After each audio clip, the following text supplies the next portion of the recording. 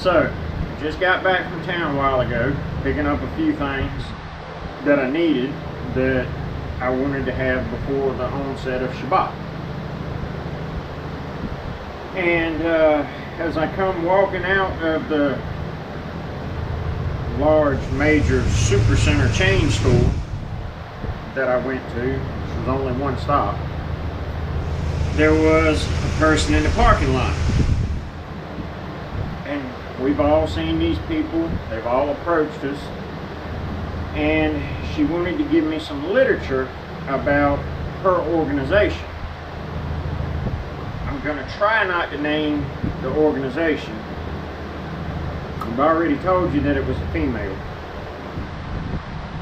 So anyway, as she approached me, I saw the cover of one of the pamphlets and it had Jesus on it. So I say, thank you, but I'm already saved.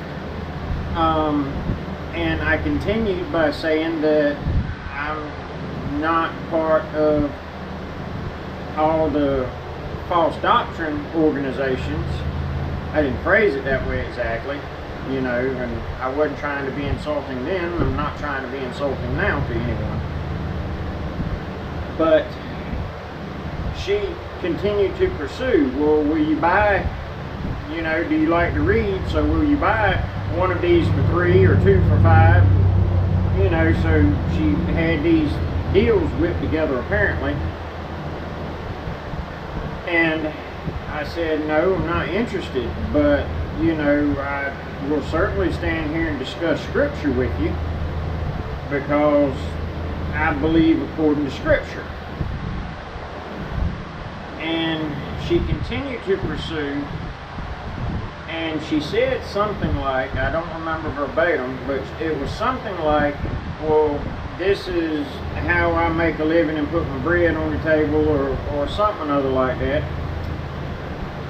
And I said, okay, well, I'm still not interested, you know, and she continued to pursue, well, won't you buy one for $3? No, thank you.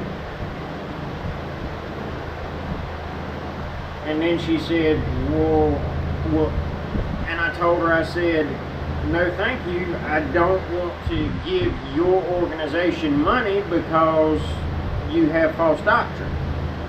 And I'd be happy to stand here and discuss it with you.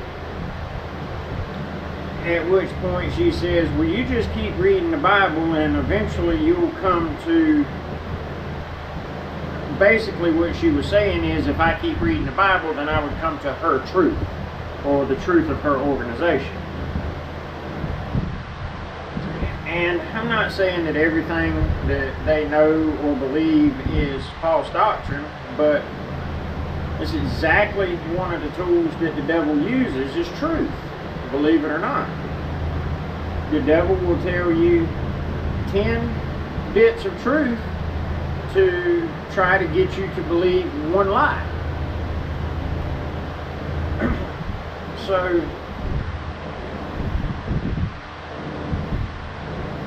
she continued pressing, and you know, I just made it clear that I wasn't interested, that I'd be happy to discuss scripture with her. And you know,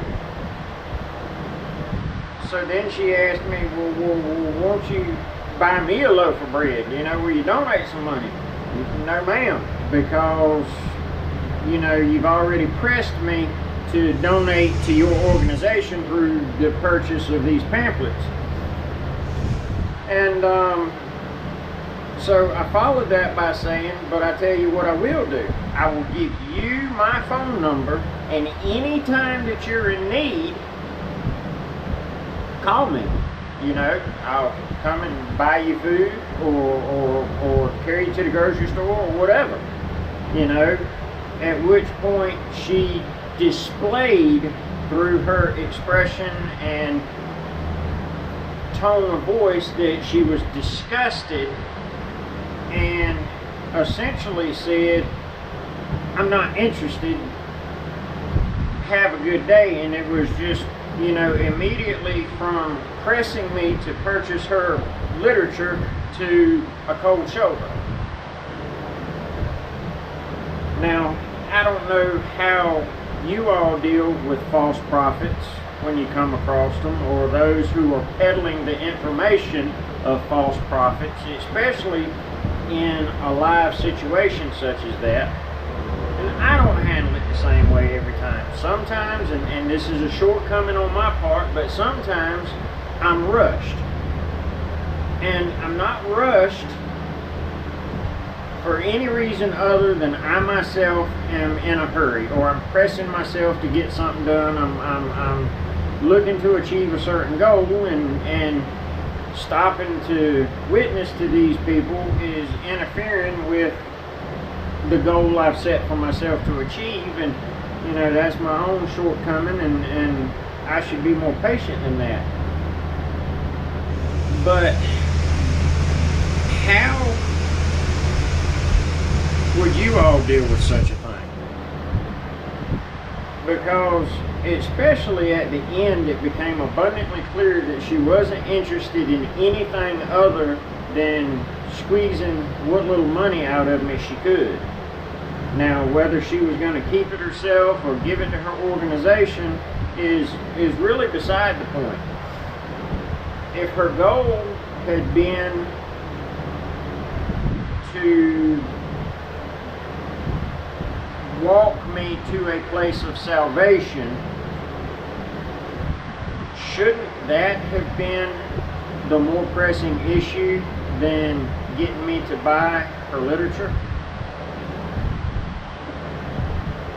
And this is why, yes, we're supposed to give to the poor, and we're supposed to give without counting the cost, and, you know, give without being regretful about it. But we're also supposed to have discernment. We're also supposed to be good stewards of the resources that Yahweh, God, has put at our disposal. And is it a good use of the resources? Is it good stewardship for us to donate to an organization that we know is preaching and teaching falsehoods? I would certainly say it's not. You know, I wouldn't give the Church of Satan, you know, the one that carries the name proudly, anything to help them spread their message. So why would I give his organizations that are in disguise money to spread their message? Because it's still just as much of a lie.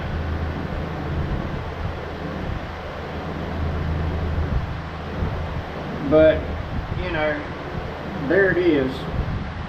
Tell me what you think. Was I wrong for not being willing to give this lady money on the spot? You know, I've lived all over the country. I've lived in Las Vegas, so, you know, I've certainly had exposure to all kinds, drug addicts and alcoholics and pimps and prostitutes and so forth and so on. And all of them have some kind of gimmick or trick that they try to use to try to get you to part with the money that Yahweh has put in your charge.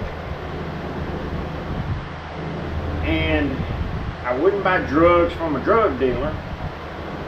I wouldn't give cash to an alcoholic, even if he tells me that he's going to go rent a motel room and eat and all of that. I will walk him or carry him to the motel and rent him a room and buy him food, groceries, you know, however he wants to do it. Take him out to a fast food restaurant.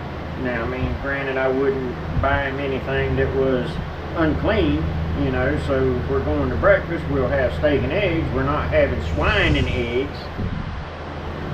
But, you know, I would certainly give to the poor. I do give to the poor as the need arises, as the occasions present themselves. But anyway, there you have it. comment, tell me what you think. And that's it. And remember, 2 Timothy chapter 2, verse 15. Yeah, that's it. Study to show thyself approved. Also, Acts 17:11, or the 17:10 and 11.